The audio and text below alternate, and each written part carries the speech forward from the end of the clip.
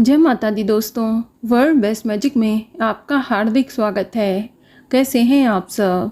ये बताने के लिए कमेंट बॉक्स में जय माता दी जरूर लिखें।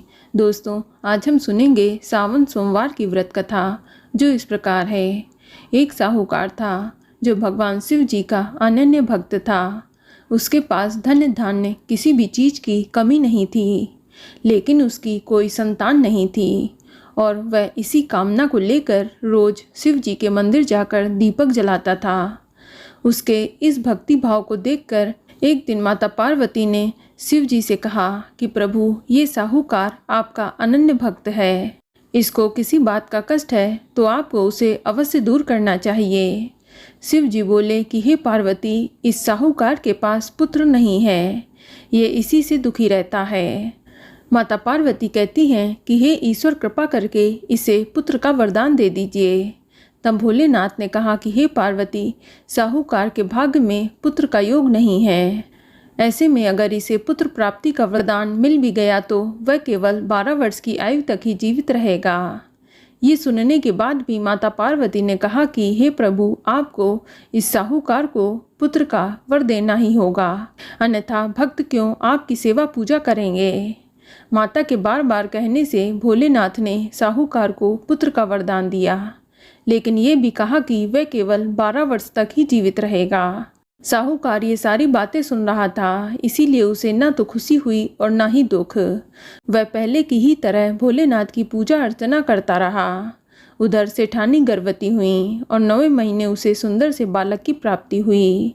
परिवार में खूब हर्षोल्लास मनाया गया, लेकिन साहूकार पहले की ही तरह रहा और उसने बालक की 12 वर्ष की आयु का जिक्र किसी से भी नहीं किया।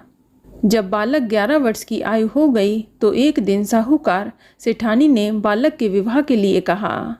तो साहूकार ने कहा कि वह अभी बालक को पढ़ने के लिए काशी जी भेजेंगे।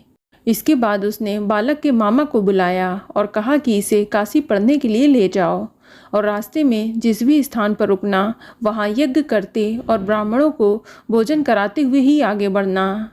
वे भी इसी तरह करते जा रहे थे कि रास्ते में एक राजकुमारी का विवाह था। जिससे उसका विवाह होना था वह एक आँख से काना था। तो उसके पिता ने जब अति सुंदर साहूकार के बेटे को देखा तो उनके मन में आया कि क्यों ना इसे ही घोड़ी पर बिठाकर शादी के सारे कार्य संपन्न करा दिए जाएं। तो उन्होंने मामा से बात की और कहा कि वह इसके बदले में उन्हें अथाह धन देंगे, तो वह भी राजी हो गए। इसके बाद साहूकार का बेटा विवाह की बेदी पर बैठा और जब विवाह कार्य संपन्न हुआ तो जाने से पहले उसने राजकुमारी की चुंदरी के पल्ले में लिखा कि तेरा विवाह तो मेरे साथ हुआ है, लेकिन जिस राजकुमार के साथ भेजेंगे वह तो एक आँख का काना है। इसके बाद वह अपने मामा के साथ काशी के लिए चला गया। उधर जब राजकुमारी ने अपनी चुनरी पर लिखा हुआ पाया तो उसने राजकुमार के साथ जाने से मना कर दिया।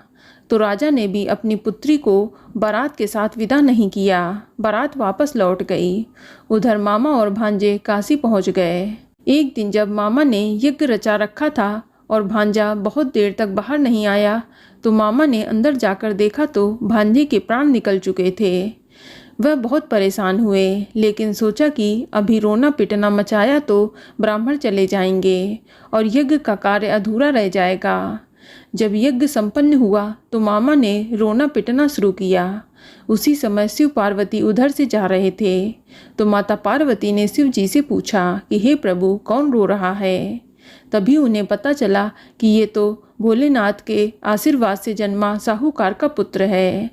तब माता पार्वती कहती हैं कि हे स्वामी, इसे जीवित कर दें, अन्यथा रोते रोते इसके माता पिता के प्राण भी निकल जाएंगे।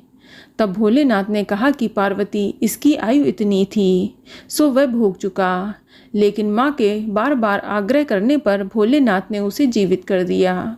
लड़का ओम नमः शिवाय करते हुए जी उठा और मामा भांजे दोनों ने ईश्वर को धन्यवाद दिया और अपनी नगरी की ओर लौटे। रास्ते में वही नगर पड़ा जहाँ राजकुमारी ने उन्हें पहचान लिया था।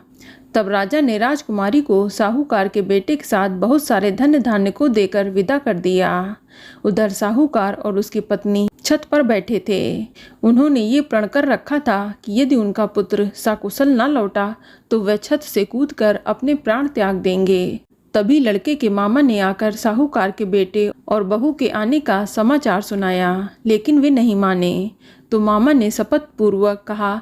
तब दोनों को विश्वास हो गया और दोनों ने अपने बेटे बहू का स्वागत किया।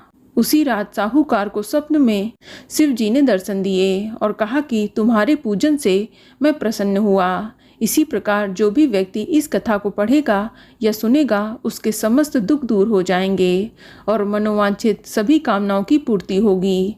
तो बोलो शंकर भगवान की जय। तो दोस्तों, ये जानकारी आपको अच्छी लगी तो कमेंट में जय माता दी जरूर लिखें और अगर आपका कोई सवाल है तो उसे कमेंट बॉक्स में अवश्य पूछ लें और इस वीडियो को लाइक करें, शेयर करें और साथ ही साथ चैनल को सब्सक्राइब करें। धन्यवाद।